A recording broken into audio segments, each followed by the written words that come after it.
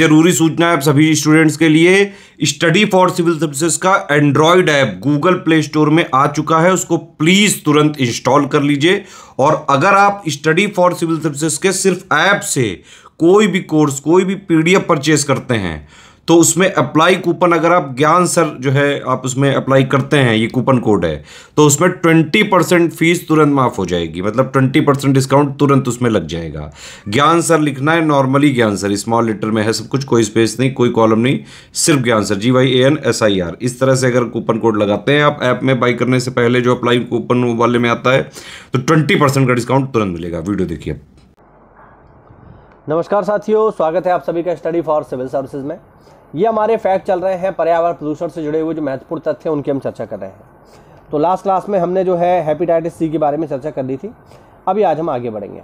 देखो भाई, परिवेशी हवा में हवा प्रदूषकों के स्रोत कौन कौन से हैं देख लो। हाइड्रोकार्बन, ईंधन दहन और औद्योगिक उत्सर्जन, इन 3 कारणों की वजह से हमारे हवा में पॉल्यूशन होता है। अगला फैक्ट, बेंजीन पेट्रोल दहन उत्पाद पेट्रोल फिलिंग स्टेशन रासायनिक प्रक्रिया द्वारा उत्पन्न होता है। ओजोन की अगर हम बात करेंगे तो कहाँ से मिलेगा हमें?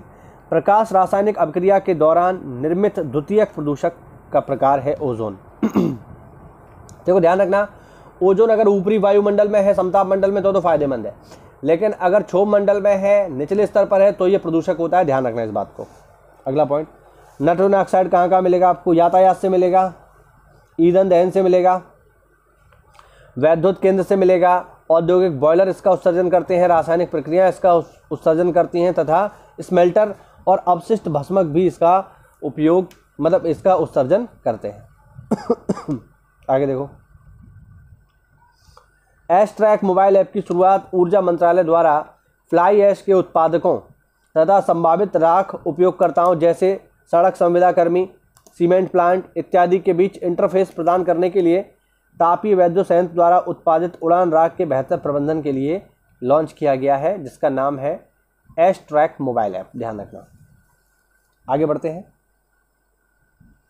अगला हमारा टॉपिक है सबसे सामान्य प्रकार के जैव उपचारक, मतलब जैव उपचारक, या जिन्हें अंग्रेजी में बोलते हैं बायो रेमिडिएशन। ठीक है, इनकी आज बात करेंगे। देखिए, पहला है फाइटो रेमिडिएशन। संदूषकों को हटाने के लिए पादपों का उपयोग कहलाता है फाइटो रेमिडिएशन। ध्यान रखना, पादप अपनी संरचना में संदूषकों को संविष्ट करने में सक्षम होते हैं तथा उन्हें धारित करके रखते हैं। इस प्रकार वे जल तथा मृदा से उन्हें हटा लेते हैं। किसको? संदूषकों को, यानी प्रदूषकों को। अगला है बायोलीचिंग। जीवित जीवों के द्वारा मृदा से धातु को हटाना बायोलीचिंग कहलाता है। ध्यान रखना, कुछ विशेष प्रकार के जीव भारी धातुओं तथा अन्य संदूषकों को अवशोषित करने की क्षमता रखते हैं। ये ध्यान रखना, सीधे सीधे पूछ लेगा। ठीक है, कि मिट्टी में से धातु को हटाने की प्रक्रिया क्या कहलाती है, तो आप आंसर करोगे बायो लीचिंग। ठीक है, हाँ। पौधों द्वारा संदूषकों को हटाने की प्रक्रिया क्या है, तो फाइटो रेमिडिएशन। ध्यान रखना। अगला है राइजोफिल्ट्रेशन। जल से धातुओं को हटाने के लिए पादपों का प्रयोग करना क्या कहलाता है?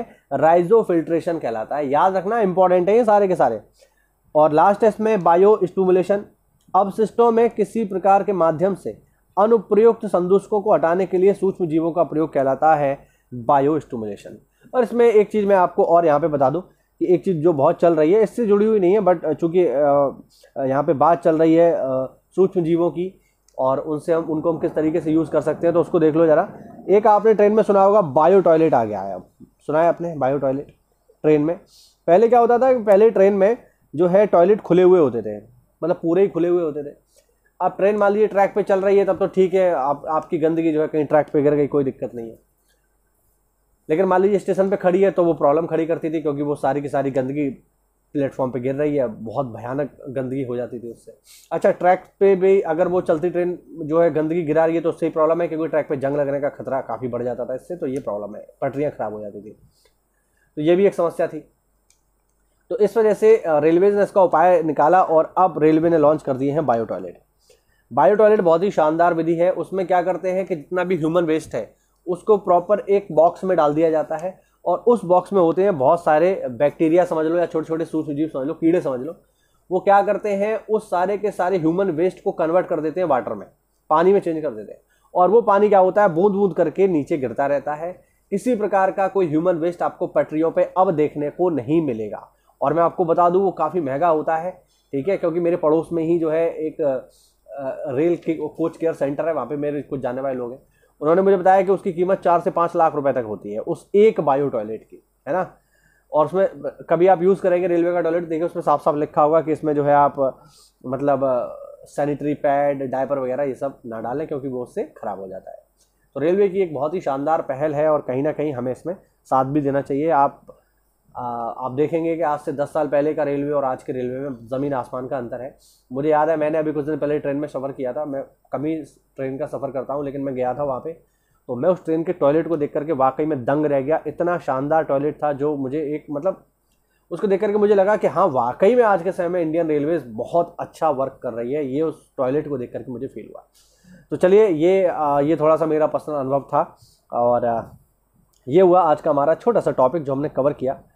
और अगला जो हमारा क्लास रहेगा साथियों वो रहेगा रेडिएशन, और रेडिएशन से होने वाले जो प्रदूषण है, जो विकिरण से होने वाले प्रदूषण है, उनके स्रोत और उनके खतरे क्या क्या हैं उनकी हम बात करेंगे अगली क्लास में। उम्मीद करता हूँ ये छोटे छोटे फैक्ट हैं लेकिन महत्वपूर्ण है, खासकर ये जो अभी हमने ऊपर देखे हैं ये काफ़ी इंपॉर्टेंट है, इनको आप लोग एक बार देख लेना। पेपर में ये बिल्कुल पूछे जा सकते हैं कि बायो ब्लीचिंग क्या है, राइजो फिल्ट्रेशन क्या है, ठीक है ना, फाइटो रेमिडिएशन क्या है, ये पेपर में सीधे सीधे आने वाली चीज़ें हैं। उम्मीद करता हूँ आप इन्हें नोट करके अच्छे से समझ लेंगे और पेपर में आएगा तो आप इन्हें कर पाएंगे। मिलते हैं साथियों अगली क्लास में, तब तक के लिए जय हिंद, जय भारत, वंदे मातरम।